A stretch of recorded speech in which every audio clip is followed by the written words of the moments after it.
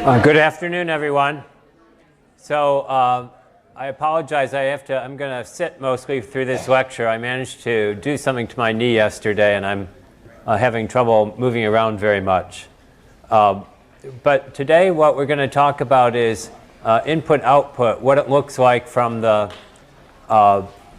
programmer's perspective. And this is you've already learned sort of a lot of the standard Unix libraries for like printf and scanf and those routines, and we'll talk about them a little. But what we'll first talk about is actually lower level I/O, stuff that is directly interfacing to the operating system. And this is what you're going to need to learn about.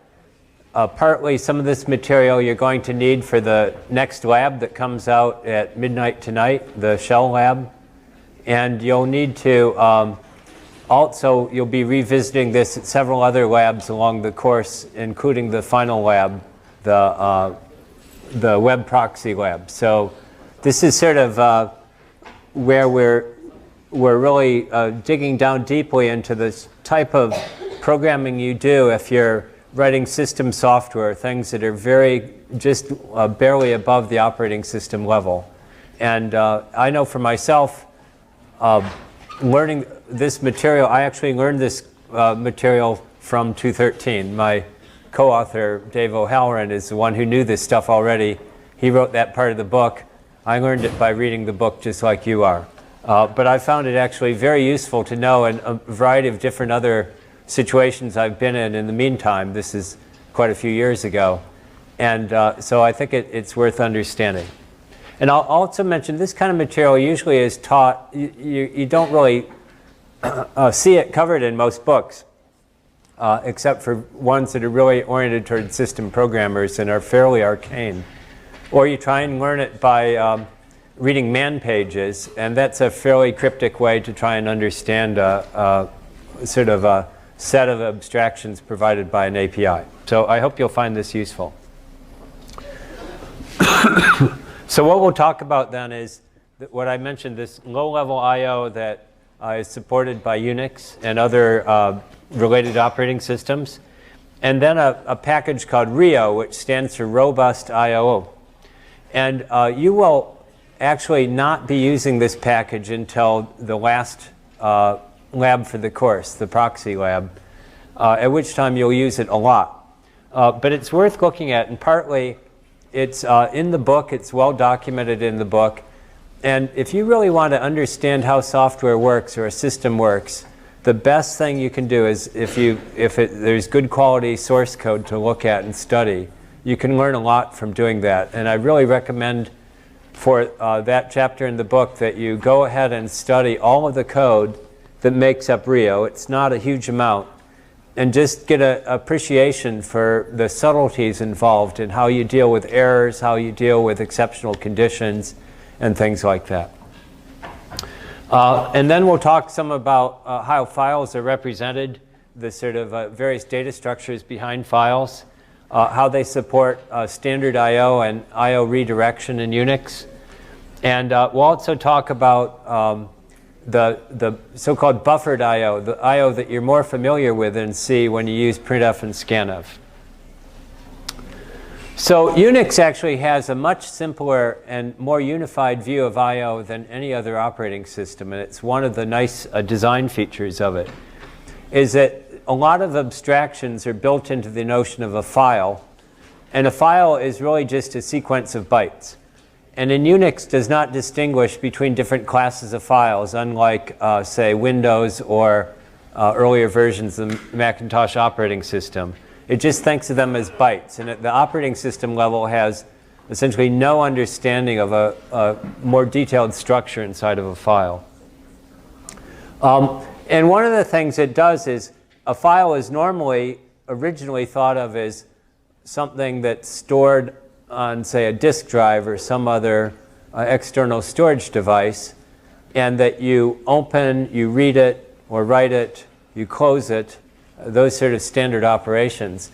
But Unix also uses the notion of a file to represent many other different things, including, for example, the devices that are I/O devices that are connected to a particular machine. The TTY stands for teletype, which is antique terminology for how people used to actually interface typewriters to computers. The other thing that are viewed as like files are the network connections, what are known as sockets. And when you do communication over the internet, you do it by, you send a message by writing to a socket, and you accept incoming communication by reading from a socket. And so the same low-level API is the same whether you're reading or writing files on your disk drive or sending packets over the internet.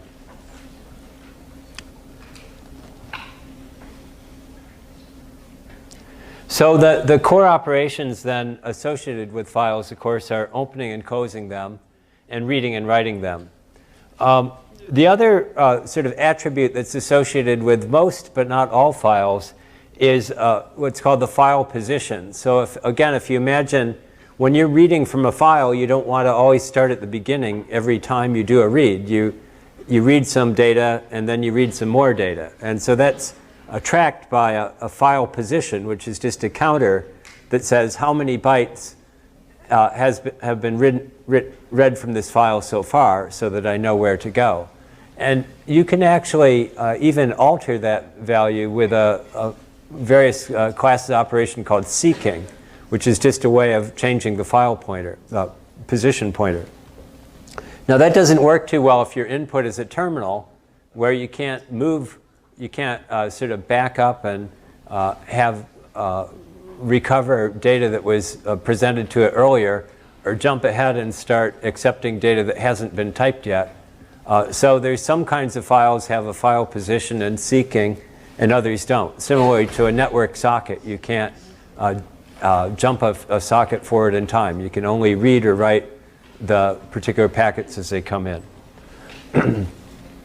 But in general, think of it then as the file position as part of the data associated with an open file that tells me how far along in this file have I read or written.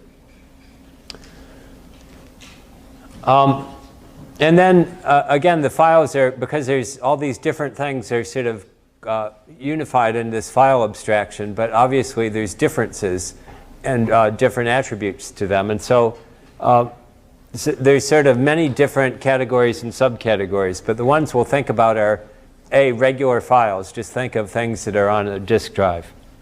Directories, which is a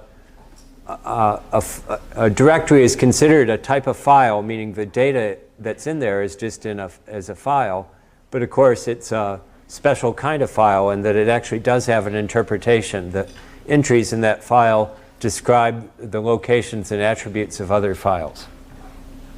And then, as I mentioned, the term socket is a connection to a network.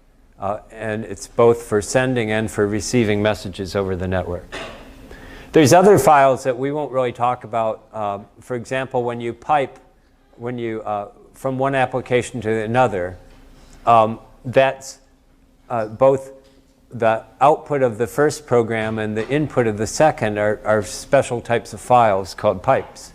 And they're handled by writing is putting something into the pipe, and reading is to take something out of that pipe.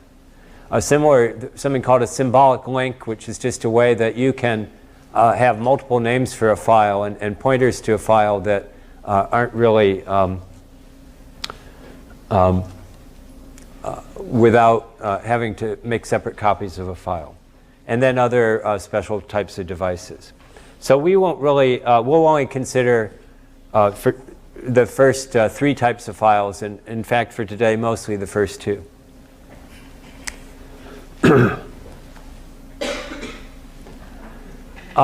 So the idea of a file then is it just contains arbitrary data, and the operating system really, for a regular file, doesn't try to get into the details of what's inside that file. And there's some class of applications that will distinguish between a text file and a binary file. Not really at the operating system level, but more at higher levels. And the main difference with that is that a text file should only have the standard characters of ASCII, or another class would be various encodings that allow you to do encodings of non-English alphabets. And binary files would be things like an image or a actual object code, or a video or audio file, or something that within that code there's a sequence of bytes that are encoding numbers in some form directly. And then the main thing about a text file is that there's certain functions that distinguish a new line character, meaning the end of a line of text. And you already learned about that character. It's got the code A, 0A as a byte code, and that became one of the forbidden codes of your attacks, because it would be interpreted as a new line by the function getS. Just to mention that, and this is one place when you're transferring files between, say, a Windows machine and a Linux or a Mac, one of the things, if it's a text file that has to be changed, is the two classes of systems have different ways of interpreting, of encoding when is the end of a line. And in a Linux or Mac file, it's just this character code A, which stands for line feed, whereas the Windows files finish with a 2-character end of line, carriage return and line feed. And I show you this picture of an object that you've probably only seen in museums, but it's a typewriter. And just to tell you what the heck is a carriage return and what's the line feed, I thought you might like to, in case you've never actually used an old-fashioned typewriter. Basically, at the end of on the left-hand side of a typewriter is this bar, and when you start typing along, this roller with your page on it chinks along, and it comes to the end, and then you want to get back to the beginning of the next line. So you want to both do the carriage return, which is this thing, shove it to the right, and you want to do a line feed. You want the roller on it to go down to the next line. So there's a knob here that you can twist by hand, but in general what you do is you type along and then you go slam like that, and this lever both pushes the thing back and it rotates the roller by 1 line's worth. And so carriage return line feed is where that actually comes from, in case you wondered. And then a directory, as I mentioned, it's stored as a file, but it's a file that the operating system, at least the file system part of the operating system, actually interprets in very specific ways. And as you know, within every directory, there's 2 special files, dot and dot dot, referring to the local file and its parent in the tree structure. And so in most systems that I know of, there's a sort of hierarchical organization to the files. We're not going to talk much about file systems, but there's a hierarchical organization, and that's maintained as a series of files, each being the directory, and the directory then is a pointer to its subdirectory, which again are files. And so what's referred to in Unix terminology and most other operating systems, what's known as a path name, is a way to navigate through this hierarchy of files and identify one particular one. And so that all comes to say that the low-level Unix operations that you use to implement this are to open a file, to read it and write it, and to close it. And those are the names of the functions. So the open function, then you give a path name. And remember, path names can be absolute, meaning that they start with a slash and they go all the way down the hierarchy. They can be relative to a particular, whatever your current directory is, and they can also be relative to a user if you use the tilde slash or tilde, then that's sort of a shortcut in this path name to get to particular users. So a path name can be any of those forms when you open it. It just has to be some way that, just like you specify in other places, that you tell where this particular file is you're trying to open. And so it's given a path name, and then it's given a integer code that says, what do you want to do when you open this file? In what form do you want to open it? And that's specified by a series of constants that are already predefined when you include the appropriate files. And you can, and those actually get bitwise. Each of those is a 1-bit flag in some power of 2 position, or it's a position 1 bit in a field somewhere. And so you can logically OR those together if you want multiple combinations. So for example, I can say read only. I can say read and write.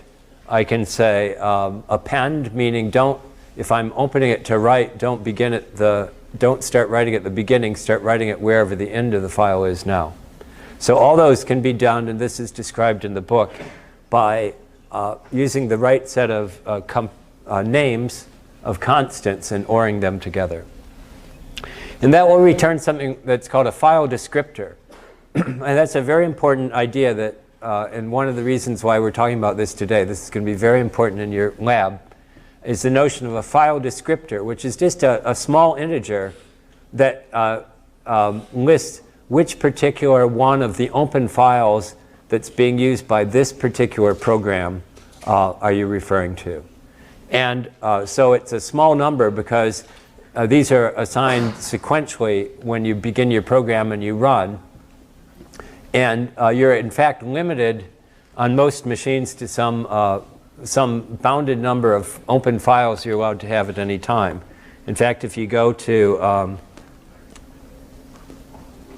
let's see, if you're on a machine and you type in limit,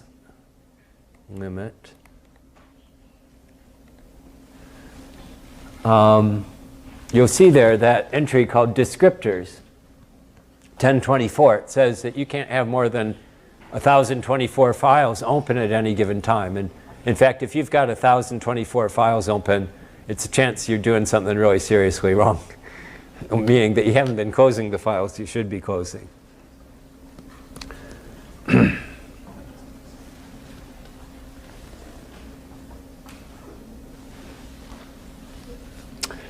And all of the system calls, including these, always have a return code. And the return codes vary. Sometimes a negative number is an error. Sometimes a 0 is an error. They're all different and all confusing and all inscrutable. So you have to look at the documentation for every single one of those functions. And one of the rules we're going to hammer away at in this course is every time you make a system call, you should check the return code to see if there's an error, and then do some appropriate way of handling that error. That's just a practice. It's a pain in the butt. It makes your code look like a rat's nest of conditionals. You really would rather not, because often there's an error, and deciding what you're going to do when there's an error is harder than just ignoring it altogether. And so there's a lot of code out there where people just cross their fingers and hope there's never errors in their system calls. But we're going to really push on you hard to say every time you make a system call, check the return code and do something if it's not right.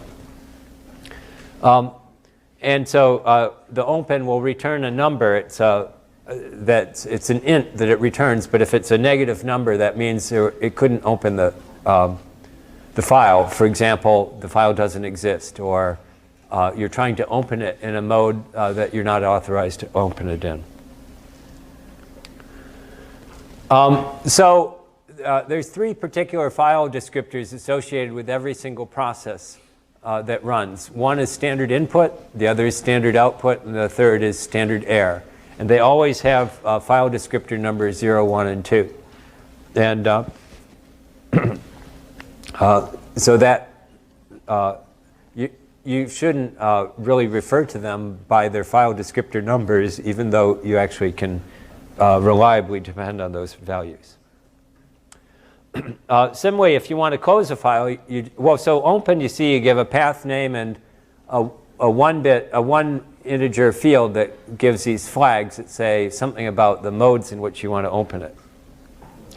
To close a file, you just say close and you give the file descriptor number, not the name of the file. And it returns a return code too. So you might say, now why in the world could you ever get an error closing a file if it's open? And the answer is that actually can happen. In particular, we'll see when we have multi-threaded programs where it's possible to have essentially two programs running at the same time sharing their data structures and interacting with each other, sharing their memory. It's a very important kind of programming and one that you can really make bad, horrible mistakes in. And one of the bad, horrible mistakes is if you try to close a file that's already been closed, it'll be an error. And that can happen if there's two different parts of your program running and each of them tries to close the file. So in the book and in this code you'll see we introduce some error handling routines, one of which is called p-error. And all it does is print some whatever message you want to print, and then it exits the program. Or no, I guess it doesn't. I'll mention it in a little while. It just prints an error message. But the point is, even something as mundane as closing a file, you should be checking the return code. Okay, so this is the function that reads at this low level is called read. And it's given a file descriptor. You provided a pointer to a buffer that you've had to allocate either statically or via malloc. And you also specify how long that buffer is so that it can't overflow that buffer. And read just means read as many bytes as you feel like, but no more than the number I tell you to, which sounds like a weird statement. What do you mean, what you feel like? Well, it has to read at least 1 byte. So if, for example, it's a standard input, it will hang there and wait until, actually with standard input, it will wait until you've typed in a string and hit the return. And it will then read at least some fraction of that into the program. If it's a network connection, again, the read will just wait. It will hang until something arrives on that particular network connection, and then read in some number of bytes that have been sent to it. And I'm being vague by saying some number, because the truth is there's no guarantee it will read any fixed number of bytes. It'll read at least 1, and it won't read any more than that buffer is, but the number between that might be variable. And so when it reads less than the maximum number of bytes you specify, that's called a short read. And that can and does happen, and you have to write your code expecting it. And we'll talk about that a little bit.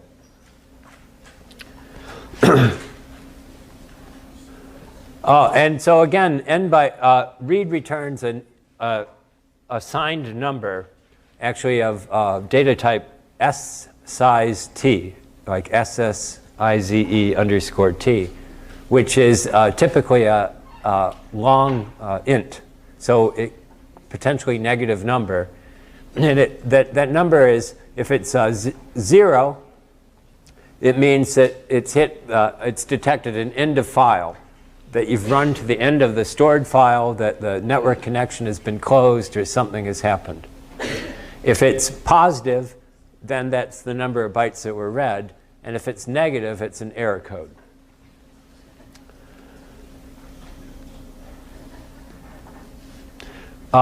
So as I mentioned, if it reads fewer than the number of bytes you specify, that's referred to as a short count. And I'll talk about why that would occur. Writing is sort of the same idea, that you provide a file descriptor, you provide a buffer where the data that you want to write out is stored, and you give how many bytes long do you want your write to be. And it will write some number of bytes to the output, at least one, and no more than n bytes, but it might not be all of them, which is kind of weird because he said, I want to write this, I want to send it to a file, I want to send it over the internet, but it can potentially not send them all. And we'll talk about that a little bit. So again, that's called a short write. And similarly, it will return the number of bytes that were written. And so if it's less than 0, that's an error code. So just to give you a really simple example of this in action, this code does what you call echoing, meaning that you type in something and it will print it out. And it does it in the most mundane way possible by specifying a single byte reads and single byte writes. So you remember I told you read will read at least 1 byte, but no more than the number you've told it. So when you give it 1, it means it will read exactly 1 byte. And similarly with write, if you say write 1 byte, that's guaranteed to happen. And so this is really, really bad code in the sense that call to read or to write the system level call is a relatively expensive call. It means kicking your whole operation up to the operating system, doing what's called a context switch, meaning it will go into the kernel of the system, invoke operating system functions, do whatever the read or write tells it to do, come back out, switch back to your job. And that will typically take maybe 20,000 to 40,000 clock cycles, which, you know, a clock cycle nowadays is less than a nanosecond. So you say, yeah, it's, you're talking maybe 10 microseconds. What's the big deal there? But that'll add up. If you start sending long files out over you know, millions of bytes, if you start sending them 1 byte at a time, you'll spend most of that time sitting in the operating system going crazy. So this is not a good idea, but it does work. And that's actually an easy mistake you can make as a programmer is to use this low-level writing and reading. And the program will function fine. It's just it will be really, really slow. But just to give you a demo of this idea of calls to the operating system, there's a pretty cool so this program, and this is on the web, linked off the web page, the code for this lecture. So this one called CP standard in, meaning copy standard input, is just the code I showed you. And so if you type something, it will just echo it back. So it's reading in. So it looks to you and to me like it's reading a line of text and then echoing it back. But what it's actually doing is, again, the interface to the terminal is one that it doesn't actually wake up this code until it gets a complete line. But it's actually just printing these characters back one character at a time. And I can demo that by, there's a pretty interesting facility called tracing, strace. And what strace will do if you give it the name of a program is it will detect every system call that you make, every basically call to the operating system functions that you make when you run a program. And it will generally spew out this huge amount of inscrutable stuff that you don't really want to see. I'll just show you this. It's telling you, logging every single call, and it's usually way too much stuff. So the more useful way to do this is to give it an argument that says, I only want to watch some limited class of functions when this is running. And so what I just want our calls to the write, the low-level output write. And you'll see that what happens then is this string I typed in turned into a series of 1 byte writes calls to the low-level write function. So, and of course, similarly, I could show you the reads and writes. Let's try that.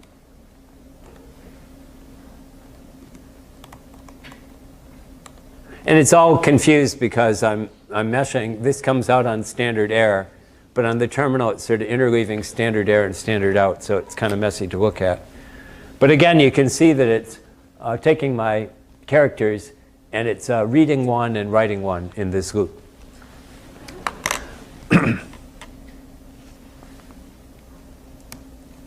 So let's see, Control D to get out of it, back to the code.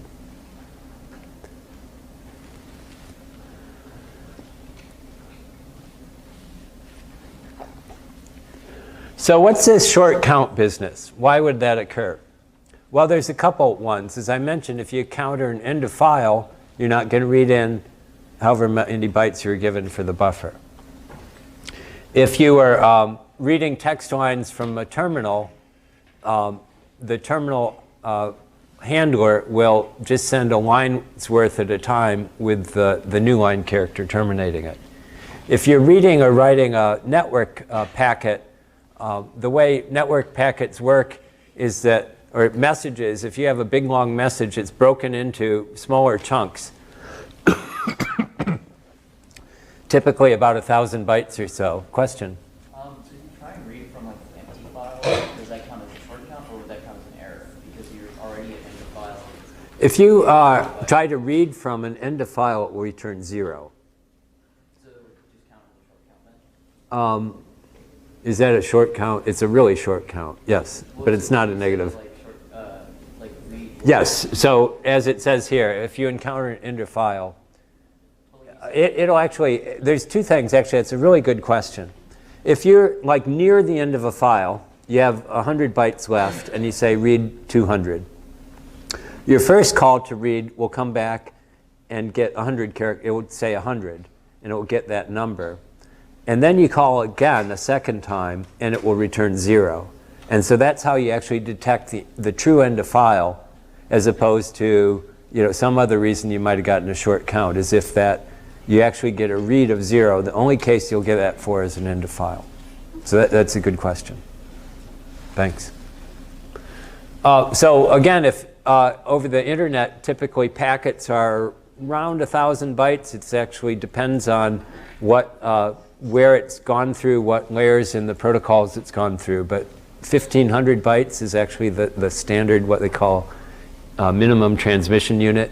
So if you have a big long file, it'll come back in blocks like that. And if you're trying to read into a larger buffer, it will typically come back in chunks. Question? Is there a limit to the standard in buffer size?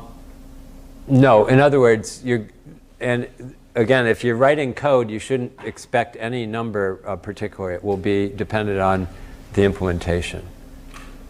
So in the echo function, a person just wrote a really long string. Would that cause it to buffer? No, because I'm only reading or writing one character at a time, right? So I guess you're asking, what if I spent a week typing characters in a really long string and hit return? I don't know. If you try it, let me know the answer. But it won't cause an error. But that part, believe me, they've really gone through that code a lot of times and gotten rid of all those lurking buffer overflow vulnerabilities in the code. But will it let you do it? I don't actually know.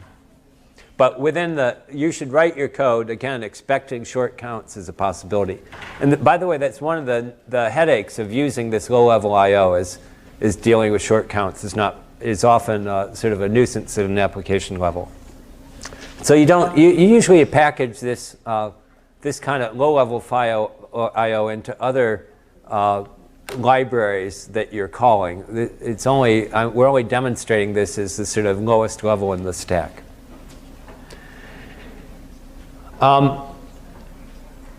And writing also can give you a short count. For example, if you're sending packets over a network, it will only send as many as that packet can hold, and then return back to you. And you have to keep pumping them out to send the different packets. And so usually when you write code that uses this low-level I/O, you have to anticipate these short counts. So Professor O'Halloran wrote a package called Rio. And you'll, for now, we'll just talk about what this package is. This is a package that you're really going to want to use for the final lab for the course.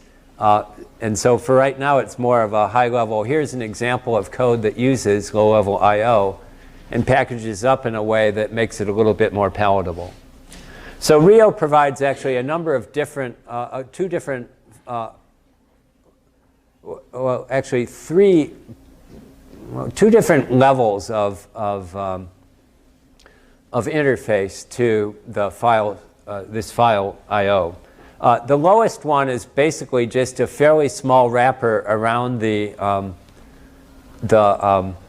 existing the I/O, the reads and writes you saw, that will handle the short count issue.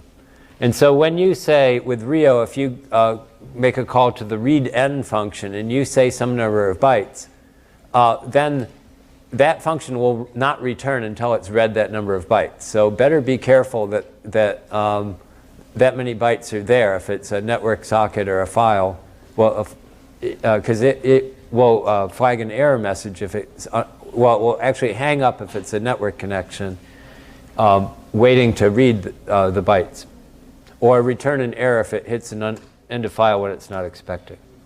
And similarly with writeN, is sort of a wrapper around the write function that will deal with, just loop until the short counts are taken care of. And then there's another class of I/O that's called buffered I/O.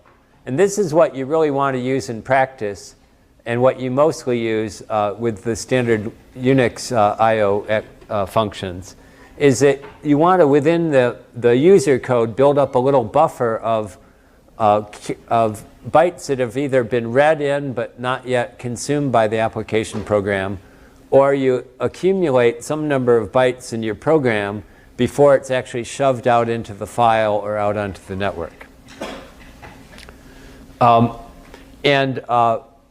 There's two versions of that. One is a text-oriented, line-oriented I/O, and the other is just a byte-oriented I/O.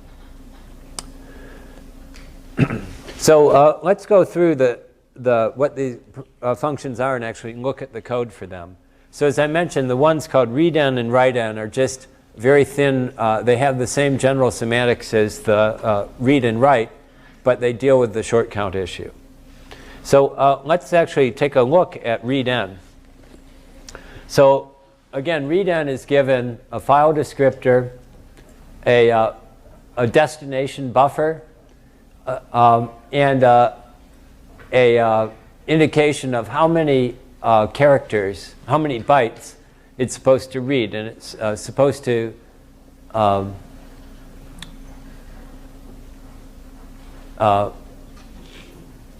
it's supposed to return, I guess it will return either a negative number if there's an error, 0 if it's at an end of file,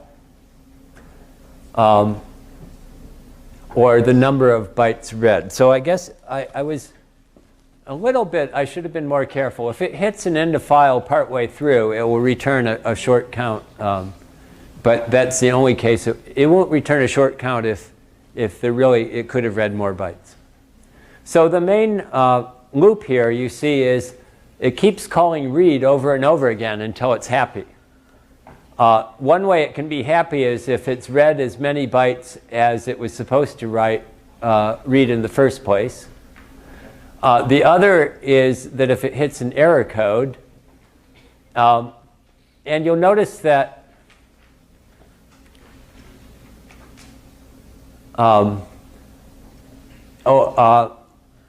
and that there's some subtlety of tracking which type of error that is. But in general, the common case is it will return the negative number indicating an error. If if the number read is 0, then that indicated an end of file. And so what it will return is as many bytes as it's read, so it returned the short count. And here it's just saying, okay, I've read this number of bytes and increment and decrement the right values. So the point is it will keep looping, keep doing reads until it either gets the number of bytes it should, it hits an error, or it encounters an end of file. And you'll see it has, it's checking for all these different error conditions for every call it makes. So this code, by the way, is sort of typical that it looks a little messy when you first look at it, but if you sort of study it, it all makes sense. So now let's talk about buffered I/O and what buffered I/O is. And this is a very important concept, so that's part of the reason we want to show you the code for it.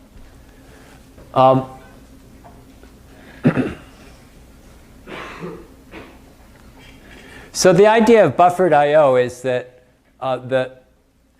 there's a buffer, meaning just an array of characters, array of bytes, that are allocated and associated with this particular file. And the program, if it's on a read, what it will do is it will fill up this buffer. It will give a read with a much larger number, with a large number, basically the size of the actual, how much memory you've allocated for this buffer. And the system will fill that up with up to that number of characters. And then when the user program wants to now look at this, get some bytes, it'll first check, do I already have some in the buffer that haven't been read yet? And if so, I'll just return those. And if not, then I'll refill the buffer. So the idea of it is, instead of every time going to the operating system and asking for one character or a small number of characters, the call to the operating system says, give me pretty much as many characters as you've got up to some limit. And then I'll just go away and let the application program sort of pull these out a couple bytes at a time. But I won't bug the operating system to do it, I being the RIO function. And the way it does it is by just keeping a pointer of, that indicates what part of the bytes that I've already brought in from the operating system call, but haven't been supplied yet to the application program. And so in this sort of larger picture of things, if you imagine you're walking through a file, at any given point in time, this buffer will represent some range in that file, where the green is the stuff that's already been read by the application program.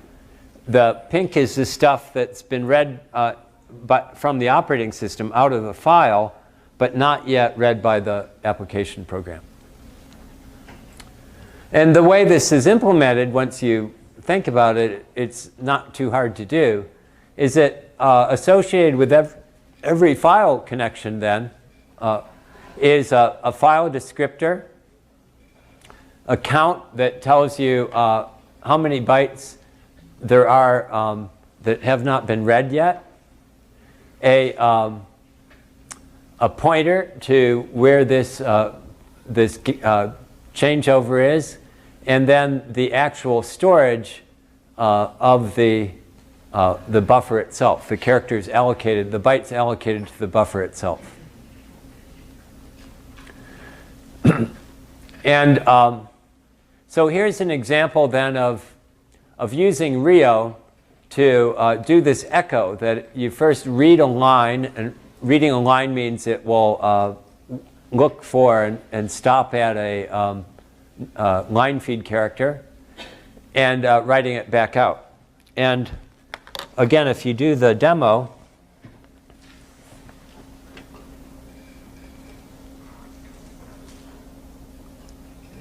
of this code,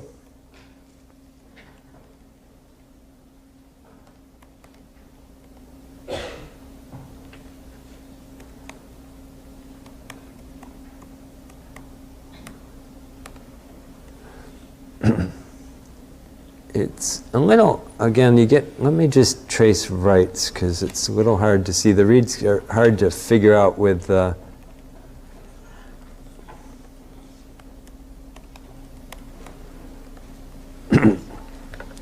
so you'll see that it's read the whole line, and now it's done at the operating system level. It's written just one chunk's worth, one call to the operating system's write function, instead of byte by byte.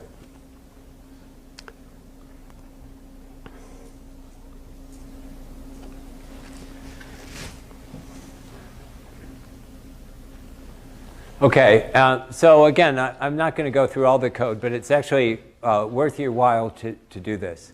And by the way, I've actually done some applications where I took the Rio code, I wanted to add some features to it, but it's a very useful starting point to be able to build your own customized routines. Okay, so let's talk about some other parts of files. One is that associated with a file is what they call metadata. So the data are the actual contents of the file, the actual bytes inside that file. But there's a whole bunch of other stuff that's associated with the file. Information about what type of file it is, what protection, read, write, execute protections it has, some information about the ownership of that file, what type it is, and also the times associated with it. When was it created? When was it last accessed? And when was it last modified? So that's known as metadata, and every file has that kind of information associated with it. And you can actually, and it's in a data structure called a STAPP data structure. And you can, if you want to write code that then sort of probes the directory structure of a file system, you can make a call to the stat function, and it's given the path name of the file you want to stat, and then a pointer to one of these stat data structures, and then that data structure will get filled in by the information for this particular file. And then you can test various attributes about that file and see, basically get the information that's stored here. And there's all these nasty compile time constants that you use, or macros that you use to look at and examine these metadata.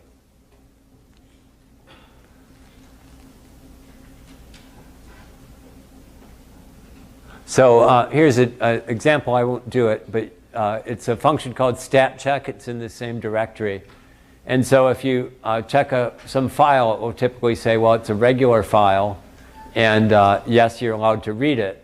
But now if I call chmod to set all the protections to 0, it'll say, no, you can't read it now. And so again, that's just making use of this data here. So now this is the part that gets a lot more tricky, is how are all this information about files actually represented by the programs? Question? Sorry, could you explain what stat does again? Yes. Stat just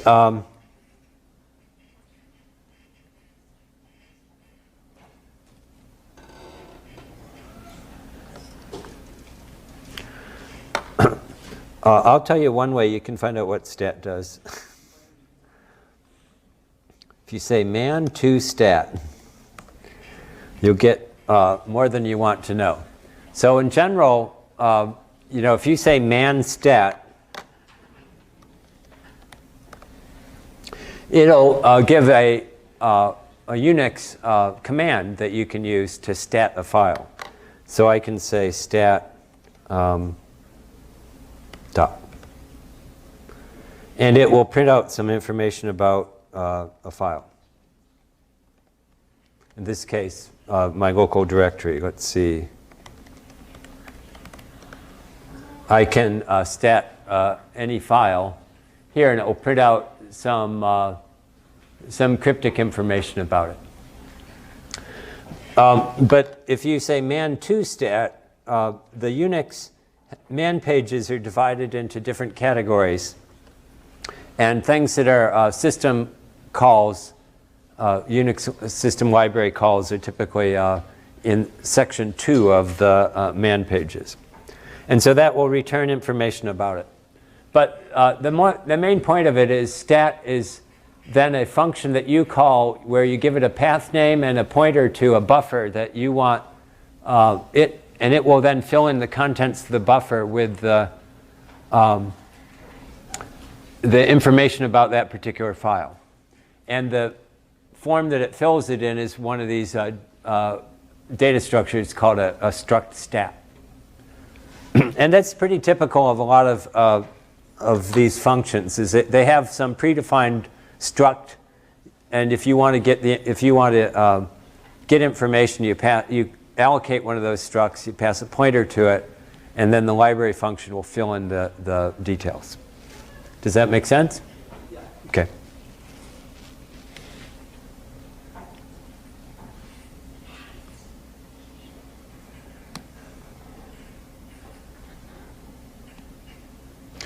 Okay. So now let's look at some of the internal data structures that the operating system maintains regarding the files associated with a program. And this is a source of really nasty exam problems, I'll just warn you. So you're going to want to read this part of the book carefully, study the practice problems, look at the old exams, because I can guarantee you you're going to get some of these on the final. That's a promise. And they can be infinitely obscure, so we can torture you with these. So the main point is that associated with any executing process, which you can think of a process as a running program, is a something called the descriptor table.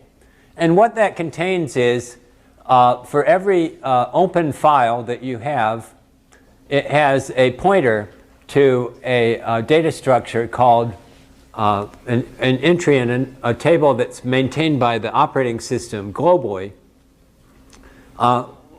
which describes each of the open files. Actually, every time a file is opened, that allocates a record in this open file table.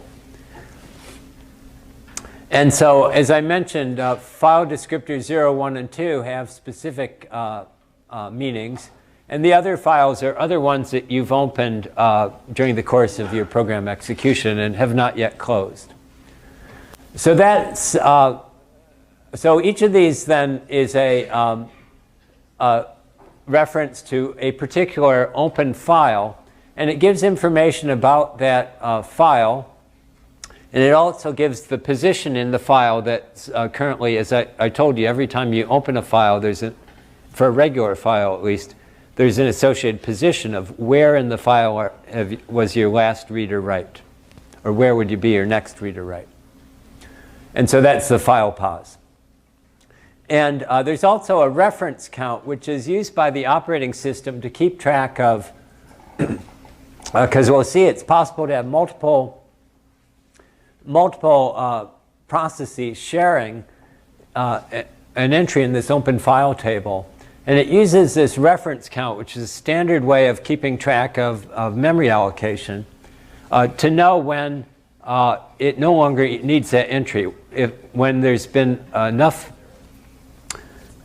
when the file is no longer accessible and therefore this entry is not needed. So for every one of your open files, it will have an entry in this table. And this table, as I said, is shared across the whole operating system. And then associated with every file is called a vnode, which stands for virtual node. And this is where that contains the sort of information about this file, in particular, where is it stored, this information that you can get from stat and things like that. How big it is and things like that. So that's for every file in the system actually has a vnode entry, whether it's open or closed. Now this can get complicated. So for example, if within a single program you call open twice on the same function, you'll actually get two different file descriptors. And you'll be able to access that same file and have two different positions in it. And it makes sense if you imagine you're reading from a file. And you might want to read from two different positions in that file within the same program. And you can do that. That's perfectly legal. You just call open twice, and that will keep track of two different positions. So the point is these file descriptors might be referring to the same file, but they're actually at different positions within the file. And that can happen also if you've opened a file for both reading and for writing, and you're writing ahead and then reading characters, bytes that have already been written. That makes sense. It's not such a good idea to have two different file opens that are writing simultaneously. You can mess up the file pretty badly that way. But there's nothing in the operating system that prevents you from doing that. So it's not a good idea, but it's a legal operation. So that's the point, is you have to distinguish at what level is sharing taking place. And you see that if you have two different table entries sharing one file, then what's different there is that you can be working at different file positions. Similarly, of course, the more common thing is you have two different open files and they're referred to different files. But now, and this is where life gets exciting, if you call fork, you remember about fork that it spawns a child, but the child inherits a lot of information from its parent. And one of the things it inherits is its descriptor table. It gets a replica of that descriptor table. And so now both the parent and the child have identical entries in their descriptor table. And so they're sharing files, but not at the file level, but at the open file table. And what that means is if the parent does a read, it'll bump along the file position. And if the child now does a read, it will see this from this new position. So you can see why the exam problems get really interesting. That we'll keep track of all these different possibilities, and they'll do different things. And then, of course, the parent or the child can start opening and closing their own files as well, and that will get very messy. And here's, you see the reason for having reference counts here, that if you have a lot of forking going on, then you can create multiple pointers to this table entry. And in order to really, really close the file, each of these has to call close before the file is truly, truly closed from an operating system perspective.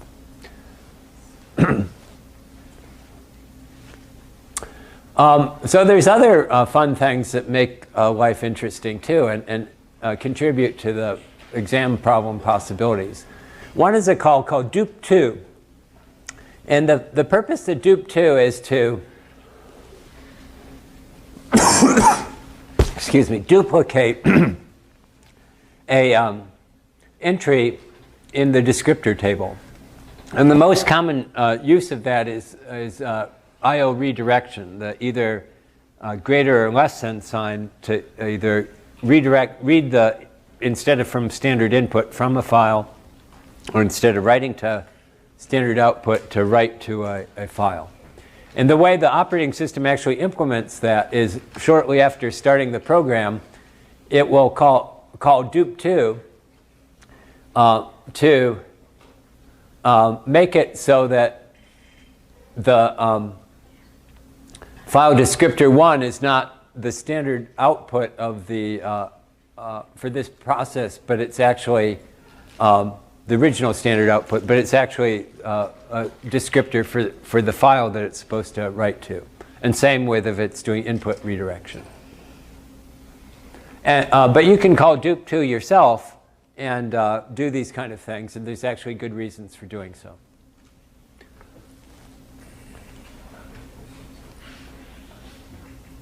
So in particular, imagine I open a file and standard output points to the sort of normal thing. And I open a new file, I call it B, and then I call dupe2, excuse me, and now what both file descriptor 1 and file descriptor 4 are sharing this entry in the file table, and you see the reference count of 2. And so in order to really close it then, what would typically happen at this point is this happens before it starts your program. You'd want to close file descriptor 4. And in fact, there's a lot of bugs you can make by not closing files. And it's easy to make mistakes when you have multiple entries in these tables. Yes? So by doing that on the previous slide, don't you like lose the reference to standard out? No. See, if I close this one, it just decrements this reference count. But this remains a valid entry here. Right, but wasn't standard out originally pointing to like file A? Yes. So But dupe2 will decrement the reference count of the original. So dupe2 goes backwards from where you'd think it should. So dupe2 is the, I want what I referred to, for example, file descriptor, I want file descriptor 4 to become what I can use to and refer to with file descriptor 1 here. It will actually decrement the reference count of this before it then does the copy. Otherwise, it would create like an orphan in this table, right?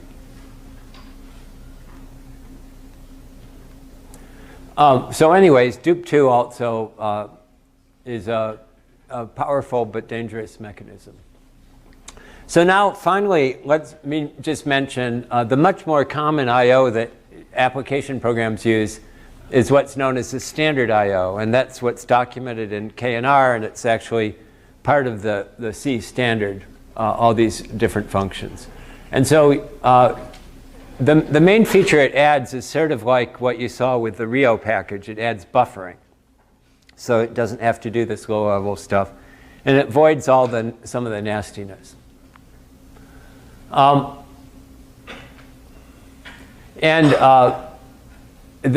way it works is what we've already seen. It uses buffering to do the I/O. So just as an example,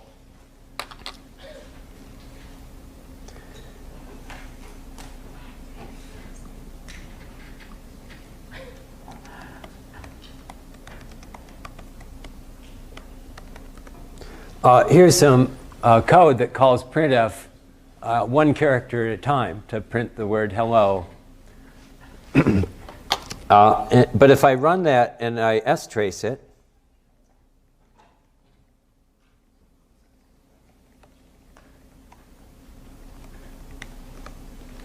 you'll see that there's only one system call to write. And it works the same way you saw with the Rio code. It builds up a buffer, and it's not until this call to fflush that forces the output to actually be printed output. Usually that happens automatically, actually, if you printf a line feed, it will flush it. So I think that call to fflush is probably redundant here.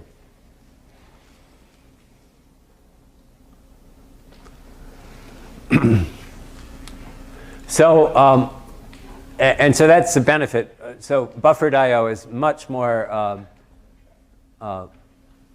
efficient because because of the buffering.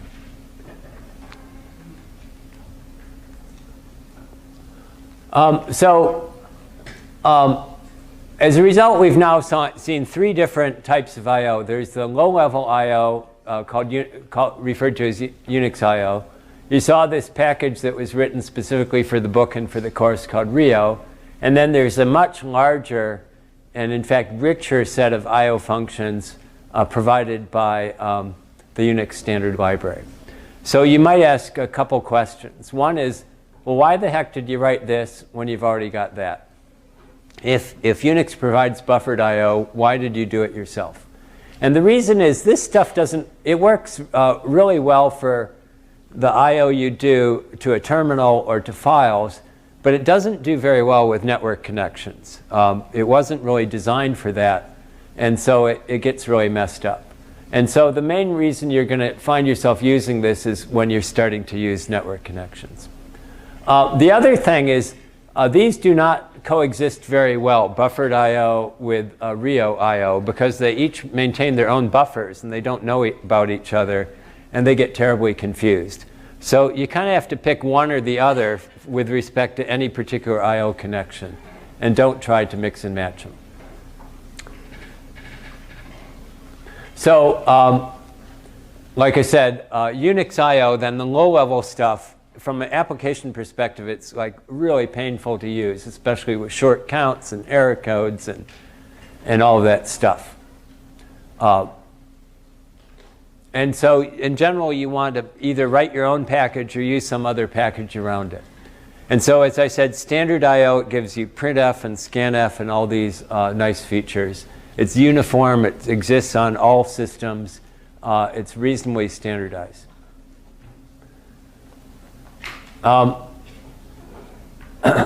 So in general, then, use the standard I/O for most of your day-to-day uses of files. Use raw I/O for low-level stuff, like when you have to. And partly, it turns out, signals are not, you shouldn't use standard I/O when you're writing signal handlers. And then the Rio you're going to find useful in particular for doing networking. One other thing that you should, one bug that students do over and over again in this course is they try to do line-oriented I/O on things that aren't lines. So like a JPEG image or something like that. And the reason that's important is that these functions treat the end-of-line character, 0A, as a very special character. They'll stop reading or something like that. Or if it's going between Windows and Unix, it will actually change one from carriage return from line feed to carriage return line feed. Similarly, functions like strlen and strcopy will stop when they hit a null byte. And that's not what you want to do when these are network packets you're trying to send out. So be careful. Some of the functions you've used a lot and you're very familiar with may be completely inappropriate for things where you're doing binary data or you're communicating over networks and things like that. So be sure you understand what you're doing when you start to use these kind of functions. So those of you who really want to know this stuff, there's a fellow named Richard Stevens who unfortunately died quite a while ago. But his books live on, and there's various people have signed up to become co-authors with him in his absence, and creating new editions of these books that used to date back way far. So, and if you really want to know how this stuff works, you want to be the ace programmer, these books are the best you can get. But I'll also warn you, your bookshelf will become very heavy laden because there's the volumes 1, 2, and 3, and then there's networking books, and Stevens is like a encyclopedic reference, but they're excellent books. If you really want to understand something, read Stevens. And there's another book that is just specific to Linux that's fairly nice and somewhat, it's very detailed, but since it's only trying to deal with Linux, it's a little bit less weird than trying to read Stevens, because Stevens will say, in this version of Unix it works this way, in this version it works that way, and blah, blah, blah, and it's all different and it will drive you crazy. But Stevens is still, it's an outstanding set of books. Okay, so this is an example, and I'm not going to go through it, but these are the kind of things that we use to torture students, that you open some file descriptors and you do some dupes and you do some forks, and so you end up with a real spaghetti for all the pointers and what's shared and what's not shared, and then you ask, what will this print? And of course you'll have to trace through in great detail what's really going on. So those are in the book, and I recommend you work on some of those. Okay, that'll do us for today then.